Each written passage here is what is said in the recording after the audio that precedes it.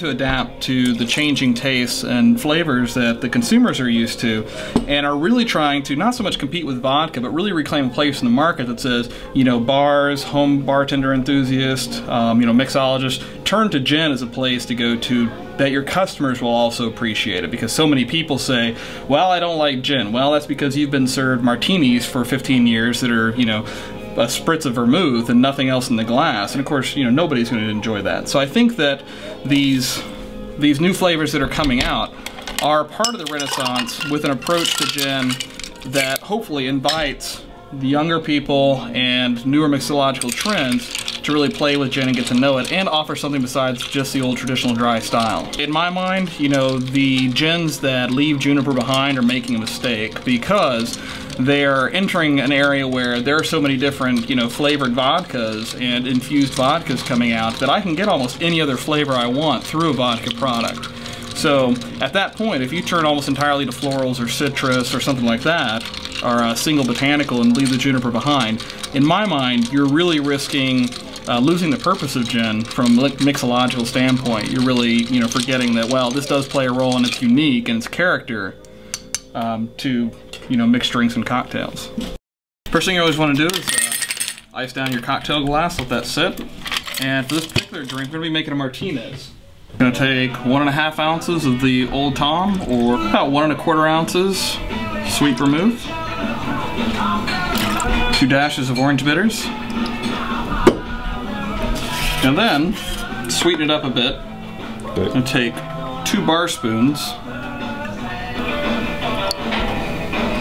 It's all spirits. You stir.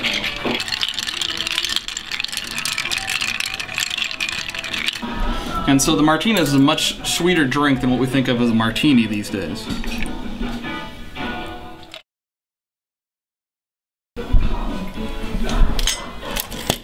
Bring our ice to it.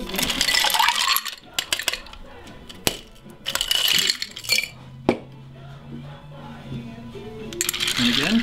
So again, the turf still retains the maraschino and the orange bitters that the Martinez had, but loses in the mix the sweet vermouth. Whereas with our modern martini, we've lost all components except for the gin and the dry vermouth.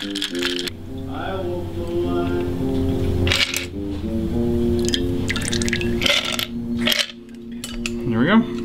The turf cocktail.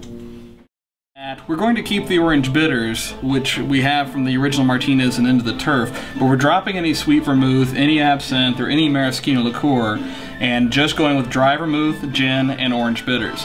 The other part of this is that the martinis that we know today, with their 80-to-1, you know, spritz the glass with a little bit of vermouth, things like that, just basically glasses of cold gin, that was not the way the original martini was made. The original martinis were anywhere from 3 parts gin to 1 part vermouth, up to 6 parts gin to 1 part vermouth, and really a much more balanced ratio than what we know today.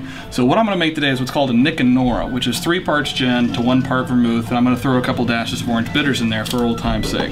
Well, Nick and Nora, of course, is a reference to the Thin Man novels and later the movies, and the reason the 3-to-1 martini is now known as the Nick and Nora is particularly because, or specifically because, the Nick and Nora characters made their martinis exactly like this. 3 parts gin, 1 part vermouth, a couple of dashes of orange bitters, going to add our ice,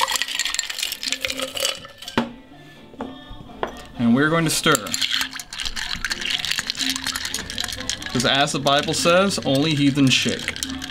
No matter what you're shaking. I'm wondering if he was thinking about juice. We're going to strain that in there, nice and clear. That's how we want it. And for good luck, we're going to garnish that with an odd number of cocktail olives. Did you have a good style?